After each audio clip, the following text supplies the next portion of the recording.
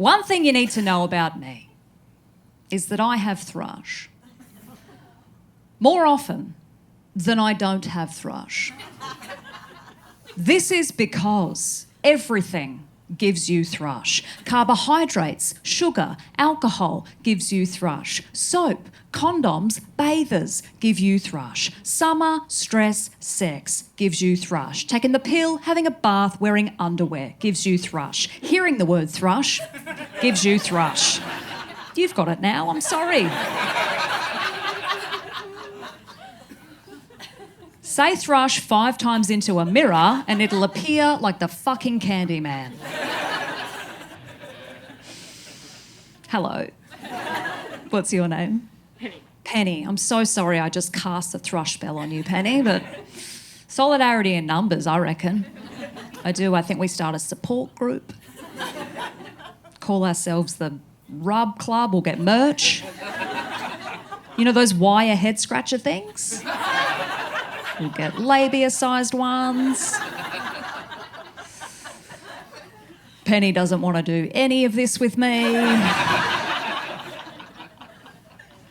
Penny, I can't talk to you about your thrush all night. I have a show to do.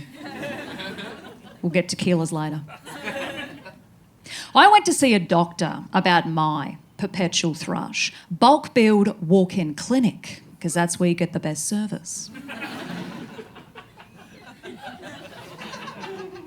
I got a hot doctor. That's a bad start. If you're hot, don't become a doctor. Just don't. You might think you're helping people, being a service to society. Society needs you to stay in your lane. Society needs you to be an escort or an influencer or Jason Momoa's body double. Society does not need you to be sitting across from us in an office while we explain to you in great detail the gelatinous consistency of our discharge.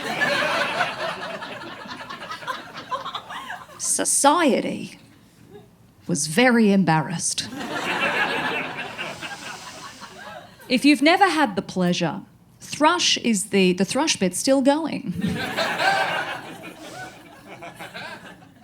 Thrush is the overgrowth of yeast in a person's vagina, the symptoms of which are like unbearable itchiness and a cooch that smells like the underside of a jetty.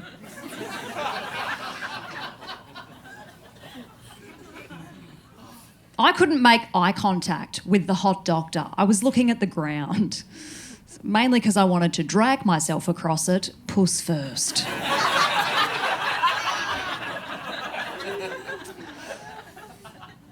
Like a dog with unexpressed anal glands. The doctor, whose face better belonged on a Versace billboard, was a first-year resident, which made him 24, which made me Leonardo DiCaprio.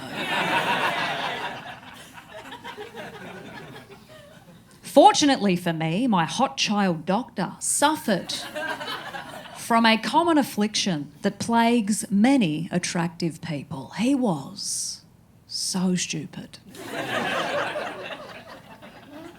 Of course he was. The human brain doesn't even fully develop until after the age of 25, which is coincidentally when Leonardo gets the ick.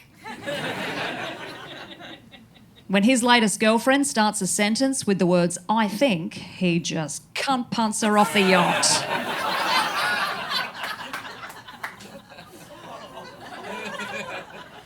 There'll be no maturation of the prefrontal cortex around here. Bring out the next one.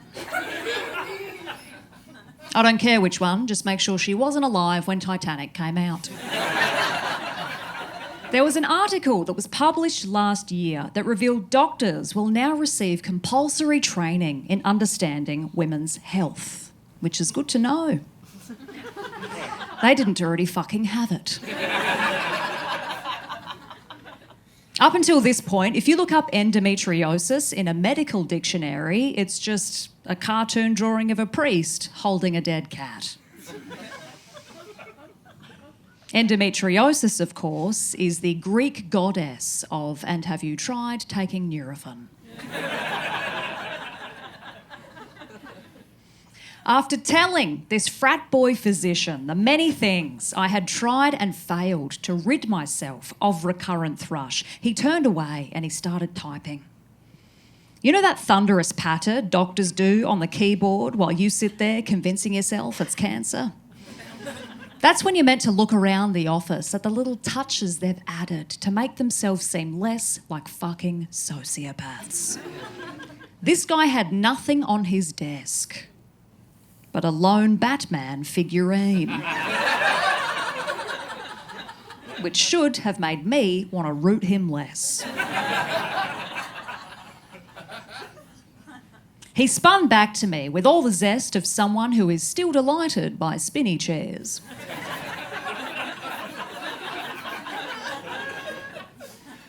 And he said, "Have you tried inserting garlic?"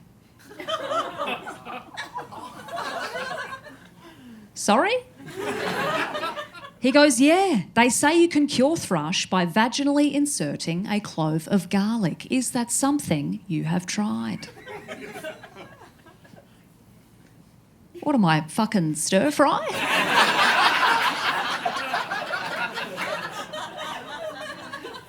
I thought to myself quietly, of course, Penny. I searched his expression for any indication he was not as earnest as his tone suggested, finding nothing but the chiselled features of a face I still wanted to ride like a mechanical bull.